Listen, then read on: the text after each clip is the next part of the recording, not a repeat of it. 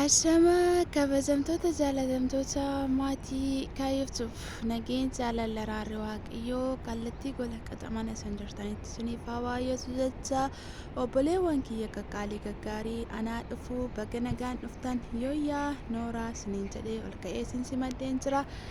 Akkam bultan akkam jirtu akkam ooltan akkamiin sa'aatii kana dhaqqabdan akkamiin galgaleessitanii yoo nageessan siniin jecha isa eegee tiksee hundumaa haala hundumaa keessatti gidiraa dhiphuu dhangala'uu dhiigaa lafee cabuu lafee jala baraaree yeroo kanaan nu ga'e gooftaa keenya Yesuus Kiristoos uumaa keenyaaf galanni ulfinni haa ta'u jecha. An obboleettiin keessan nagaarraa guutuun qaba sinis nagaarraa guutuu akka qabaattan waaqayyoorraa abdii guutuun qaban isiniin jedha obboleewwan kiyyaa. Inni waan hundumaa caarsu, inni waan hundumaa dursu, inni waan hundumaa moosisu maalidha? Nagaadha waan ta'eef inni nagaa isiniif kenneef galanni haa ta'u jecha. Nagaa waan hundaa caala. Nagaan furtuu jireenyaati.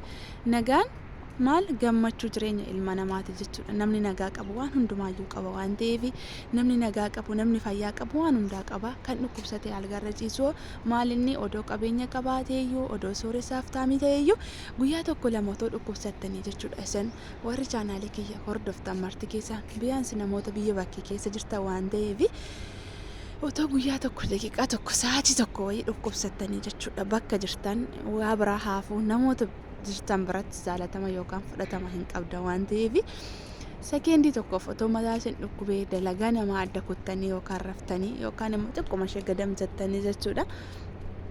Maaltu turuu nagaa yaannee keessaan boqonnaan argatu nagaan qabda waan ta'eef kanaaf nagaan waan hundaa dursaa nagaan danda'aadha mo'aadha waan ta'eef bakka nagaanaaf taatanii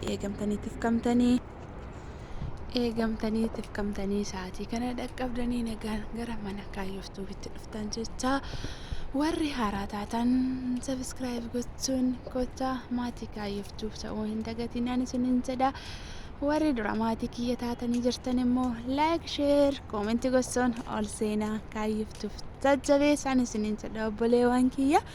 Asumaan ija keessaniin waan gaarii isin ilaalchisaa waa'ee biyya keenyaa kana jechuudha. Waa tokko dubbachuun barbaada jechuudha yeroo har'aa kana jechuudha.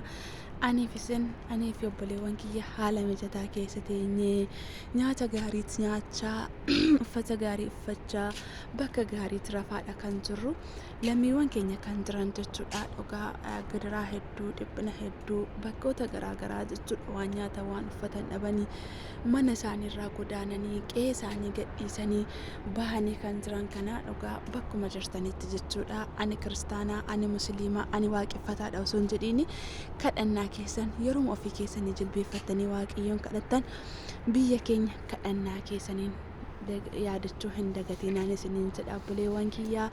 Kadhannaan keessan utubaa biyya keenyaa ta'uu danda'a waan ta'eef kadhannaan keessan gargaaraa biyya keenyaa ta'uu danda'a waan ta'eef waaqayyo gooftaan keenya nama tokkorra bulee biyya keenya fayyisuu danda'a. Yeroo baay'ee ani cubbamaadha jechuu dandeenya, ani kadhannaan kiyyaa dhagahamuu dhiisuu danda'a jechuu dandeenya, ani sheeka miti jechuu dandeenya, ani luba mana amantaa miti jechuu dandeenya waan ta'eef akkasitti yaaduu hin qabnu. Maaliif anuma garbittiisaa cubbamtuu kanarra isinuma garbittiisaa cubbamtuu kanarra bulee jechuudha. Waaqayyo biyya keenya kanaaf furmaata laachuu danda'a.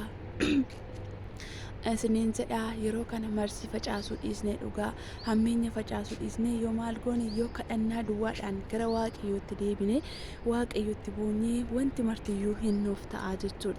Maaliif amma jechuudha nuti namatti boonyus hin qabnu, dooktara hin qabnu, piroosoosara hin qabnu, nama nu dhaga'u tokkitti hin qabnu, mootummaa nu bulchu hin qabnu. Kanaaf maaltu nuuf malaree waaqayyo uumaa keenya duwwittiitti boo'utu nuuf malaa jechuudha.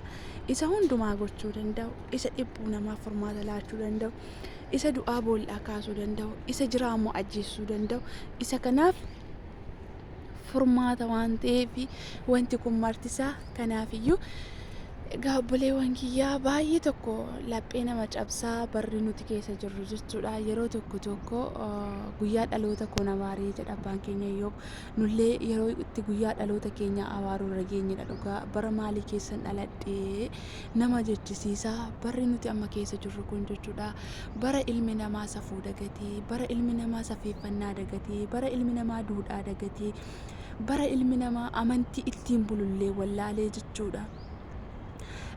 Nama ajjeesee foon namaa xabbasu, nama ajjeesee waliin dhaabatee suura ka'u jechuudha. Duudhaa hawaasa kamiitiyyuu kana nama barsiisa. Amantii hawaasa kamiitiyyuu nama barsiisa. Bara akkasii keessa jirra waan ta'eef waanuma marasaa maal gochuu qabna yaa Waaqayyo ati waan kanaa olii nutti fidiinii ati nu baraarii hundumaa gochuutti dandeessaa. Hundumaa gochuu dandeessaa wanti siif dadhabame hin jiru jennee gara Waaqayyootti bu'uu qabna jechuudha. Maaliif yeroo kana jechuudha dhugaa Waaqayyoo dubbachuuf yoo ta'e ani bara isaatii ta'e nama isaatii ta'e hin beeku beekaas nan dhabe ani dhugaa haga yoona addunyaa kanarra kan jiru inni biyya bulchus odoo ijaan argu namni du'aa jiru lubbuun namaa kun jechuudha. Amma lubbuu firee timaatimii itti fakkaachaa hin jiru dhugaadha.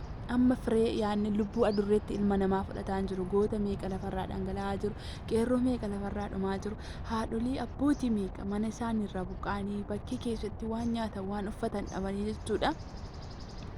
Ni beektu jireenya biyya keenyaa marti keessanuu jechuudha. Gaafa keessaa baanee xiqqoo waggaa tokko waggaa lama turru isa keessaa baane sana yeroo nuti dagannutu jira waan ta'eef miti garuu jechuudha. Haalli har'a maatiin keenya biyyi har'a keessa jiru kuni jechuudha. Akka aniifsin sooshaal miidiyaa irra teenyee ilaallee sooshaal miidiyaa irra waan fudhannee fiignee oliin gadi bittinneessinu kana miti jechuudha. Isuma keessa jiru duwwaatu jira. Maaliif osoo daqiiqaa tokko daqiiqaa 10 fi baayigiraawundii keenya keessa gadi buune baadiyyaa biyya keenya keessa gadi buune jechuudha. Baay'ee tokko ulfaata dhugaadha. Haalli amma keessa jiru. Kanaaf adaraa keessan gara kadhannaatti gara Waaqayyootti deebi'aa dhugaa furmaata biraa hin qabnu sagalee hawaasa keenyaa ta'uufis furmaanni hin jiru inni warroonni chaalaalii gurguddaa qaban warroonni beekamoo ta'an tiiktookii kanarraa telegiraam wantoota garaa garaatiin jechuudha tararraa yuutuubarraa karaa garaa garaa sagalee ta'aa oolu karaa garaa garaatti ba'anii xiyyaa oolu har'a garuu jechuudha wanti tokko furmaanni hin jiru ilma namaa biraa furmaanni waan argamu natti fakkaatu nana abar jechuudha. Kanaafiyyuu furmaanni harka eenyu jira harka Kiristoos jira waan ta'eef Waaqayyo gooftaan biyya keenyaaf furmaata haalaatu kana duwwaa jechuudha. Ani akka kiyyatti odoo biyyumti Itoophiyaa dhumti kun guutuun ishee yookaan Oromiyaan guutuun ishee bahee torbee tokkoof dhugaa akka amantii qabutti amantii wal qooduu dhiise inni abbootonni jechuudha. Abbootonni amantii sadan irra jiran mari'atanii sheekni maskiidaas lubni mana amantaas akkasuma baabaasoonni yookaan immoo paarsersoonni ka'uun waldaa pheenxee yookaan protestaantis bahanii waliin ta'anii gamtaan mari'atanii inni musliimni akka musliimummaa isaatti masgiidatti galee inni ortodoksiis akkasumatti mana amantaatti galee inni protestaantis akkasuma waldaa yookaan mana waaqeffannaatti galanii waaqeffataanis marga isaa qabatee farda luugamee tulluu irratti bahee odoo Waaqayyooti torbee tokko iyyanii biyyi keenya furmaata argata jedhee yaada'anii jechuudha. Maaliif Waaqayyo dhugaa wantoota kanaa olii biyya keenyaaf hojjeteera. Uni laphee qulqulluu isatti boonnaan jechuudha. Biyyi kun too laphee qulqulluu bahee gara Waaqayyootti u'uu jedhee boo'ee mar'atee boo'ee akka loonitti too bahee bookkisee jechuudha. Biyya keenyaaf furmaanni tokko kan dadhabamu hin jiru jechuudha. Waaqayyoof wanti hunduu salphaadha. Waaqayyos kana hunduma isaa osoo arguu callisee nu ilaalaa jira. Maaliif badii keenya balleessaa keenya waan ta'eef jechuudha.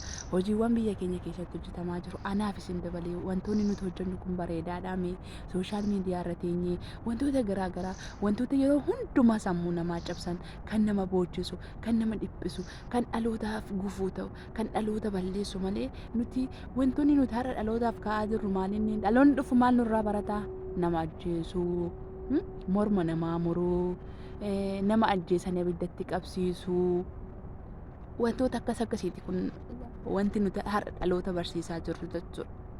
Kanaaf anaaf isinitti salphaa ta'uu danda'a inni kun jechuudha. Anaaf isinitti salphaa ta'uu danda'a isa du'etti salphaa ta'uu danda'a maalis takka addunyaa kanarraa darbeera waan ta'eef Waaqayyo immoo warroota jaalatan jechuudha. Karaa gaariitiinis ta'e karaa gaarii hin taaneen ofitti fudhataa jira. Anaaf isiniif wayyoo yeroo hunduma jechuudha. Maaliif nutoo maal qophoofne wanti gaarii nuti hojjetaa jirru maalinni gara mana waaqayyootti deebineerraa warroota dhukkubsatan gaafanneerraa warroota rakkatan gaafanneerraa amma jechuudha. Asuma irra teenyee akka kiyyatti of hin taasisa isin osoo hin taane jechuudha. Sooshaal miidiyaa kanarra teenyee jechuudha. Inni har'ammoo waan iyyina malee jechuudha.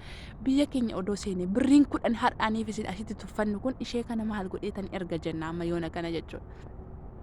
Maaliif biyyaansi kan keenya jechuudha kan ijoolleen shaamarranii gabanaan keenya hedduudha waan ta'eef harki keenya hunduu nyaataadha waan ta'eef anoo ji'a kana akkasan godhe anoo ji'a kana jechuun otoo damooza itti nuti hin fudhatiin damoosni keenya toora keenya irra hin ga'in maal karooratu itti ba'a waan ta'eef dursineetu karoora itti baasna waan ta'eef maallaqa farkaa dhabuu dandeenya.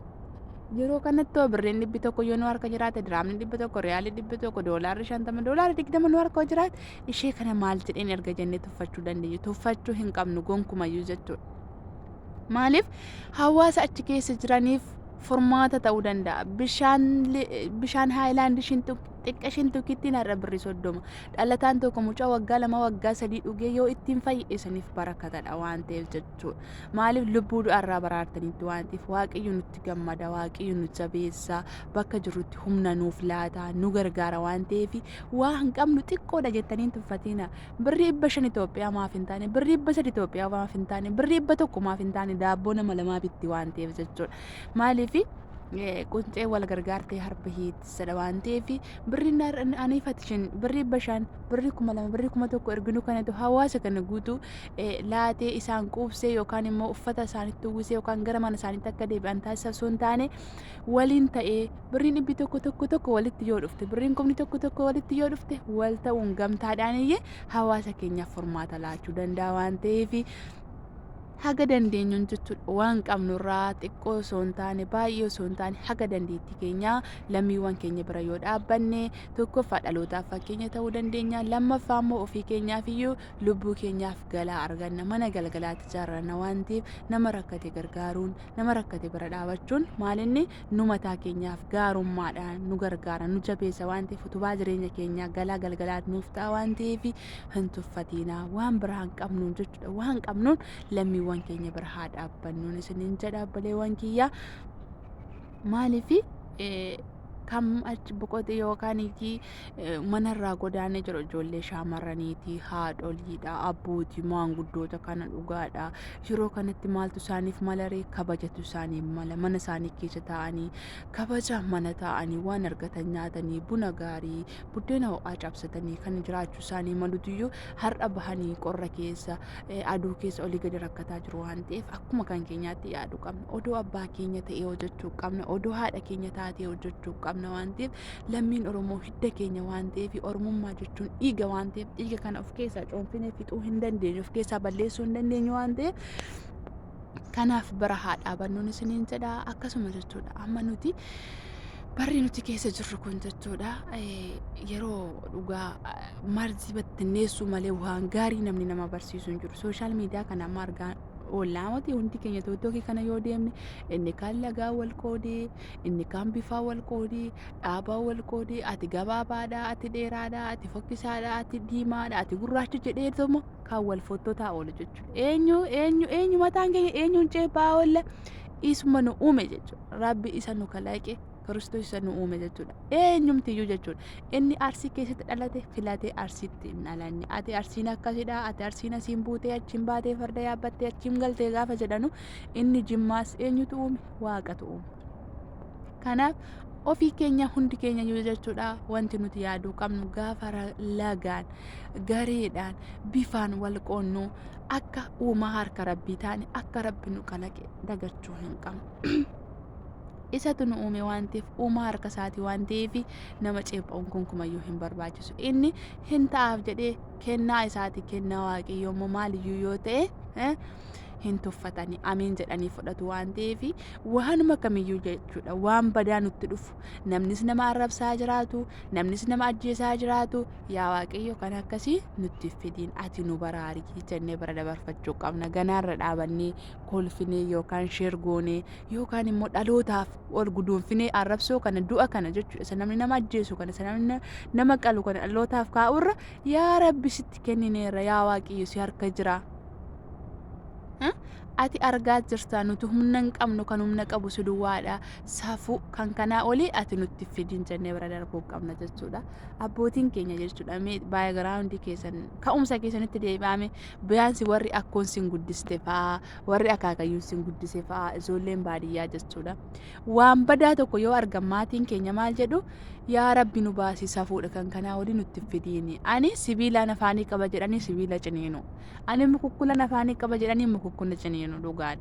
Maaliif safuudha yaadne waan eebbi ta'e waan namatti as bahuu hin dandeenye jechuudha. Waan nuti har'a gochaa jiru dhaloonni har'a keessa jiru kun kan raawwataa jiru kan sirumaa ijaan arguu hin dandeenye jechuudha. Nama du'e waliin dhaabatanii suuraa ka'uun foon nama du'e harkatti baatanii deemuun nama fayyaa jiru akka lukkuu nama lukkuu qaluutti nama sangaa qaluutti qaluun dhugaa safuudha bara. Dhugaa ammayyuu sibiila afaan nu jiraanu safuu rabbi kan kanaa olii nutti fidiin. Gooftaan keenya Yesuus Kiristoos kan kanaa olii nutti fidiini. Isiniin jedha. Mee duratti gaafa karaa deemtanu jechuudha nama du'e awwaaluuf gaafa deeman yookaan mana barumsaa galtu ta'a yookaan baaburaa galtu ta'a yookaan gabaadhaa galtu ta'a yookaan dhaqaa jirtu ta'a odoo karaa deemtanii nama du'e awwaaluuf odoo baatanii sitti dhufan daayireektii nama du'e sanitti deemtu hin deemamu safuudha bar. Sirumayyuu uummanni Oromoo kun safuu mataa isaa qaba. Biyyumti kamiyyuu seeratti bulmaataa safuu mataa isaati qaba. Aadaa mataa duudhaa mataa isaati qaba bar.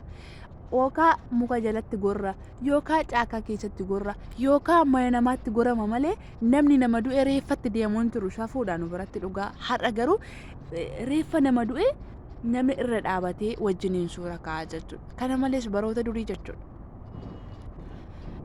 Nuti xixiqqoo taanee baroota duratti yeroo manni amantaa bakka dhiyootti hin turre nama eessatti owwaalu tulluu irratti owwaalu muka jalatti owwaalu bakka garaa garaatti owwaalu bakki sun hin qotamaa dhugaadha waa irra dhaabu iddoo kana abaluutu owwaalame jedhu iddoo kanatti ayi nabsiisaa maaru abalu iddoo kanatti owwaalame jedhaniitu dabarfatu irralleen hojjetan jechuudha horiirree irra noofani jechuudha owwaala namaar Kiristoos. Abbootiin gaafa odeessan duratti lolli jiraa jedhu bakka durii kanatti yoo namni du'e maal baala kunnee walirra buusnee dabarraa jedhu dhugaa waaqayyooti. Har'oo nama ajjeesanii wajjin suura ka'u takka du'e miti du'e bakka maaltu suura wajjin ka'u nama geessaa. Bar innis akkuma isaa lubbuu qaba. Bar eenyutu uume waaqayyootu uume. Uumaa harka Kiristoosidha. Isa har'aa kana duwwaati ilaalaa jirra nuti. Addunyaa har'a darbu kana faana raafamaa jirra. Boruu eessa dhaqnaa cubbuu koo fi anammoo siintutti gaafatamaa wanta dalagu kanaafi namni har'a hoyi jedhee as keessa fakkeenyaaf amma hoyi gaaddisee hoyi warqii hoyi jamaal hoyi jedhanii obsee jedhanii yoo waan tokkotti nama oofanii gaafa jamaal kun du'u anatti dhaqeetti gaafatama gaafa gaaddiseen kun duutu eenyu ofuma isheetitti waamamti jechuudha. Gaafa kaayyoon kun duutu hojii koo anumatutti waamama malee gaaddisee yookaan warqii yookaan obsee yookaan namoonni biraa yookaan waleen yookaan kuulleen dhufanii itti naa gaafatamuu hin danda'an cubbuu kiyyatti jechuudha. Kanaaf waan marayyuu waaqayyo bara kana dhugaa keessa nu haa baraadu waan hunduma isaa jechuudha. Waan nu dogoggorsiisaa jiru waan nu kuffisaa jiru kan waaqayyo nagaa jaalala fayyina nama amantiidhaan cimee dhaabatu nama biyyisaas biyya nagaa biyya jaalalaa biyya gandummaa jalaa bahee biyya du'uu jalaa gubachuu jalaa mormi cituu jalaa bahee biyya nagaa nuuf haa taasisu Kiristoos nu haa yaadatu biyya keenya waliin haa ta'u isiniin jecha sa'aatii keessan aarsaa gootanii dadhabnee haga yoonaa warreen afaana turtan guddaa galatoomaa waaqayyo isin haa eebbisu jabaadhaa yeroo gaarii qabaadhaa hedduun isin jaalladhaa hedduun isin kabajaa obboleewwan kiyyaa.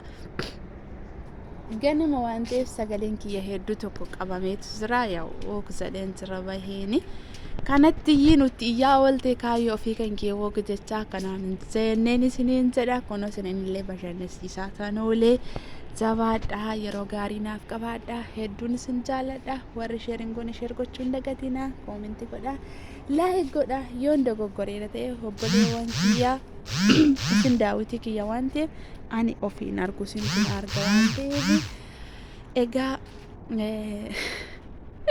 yaada dogoggoraa yoon qabaadhe sanduuqa koomentii keessatti naa barreessu hin dagatinaa yeroo gaarii qabaadha hedduun isin jaalladha hedduun isin kabaja obboleewwan kiyyaa baay baay.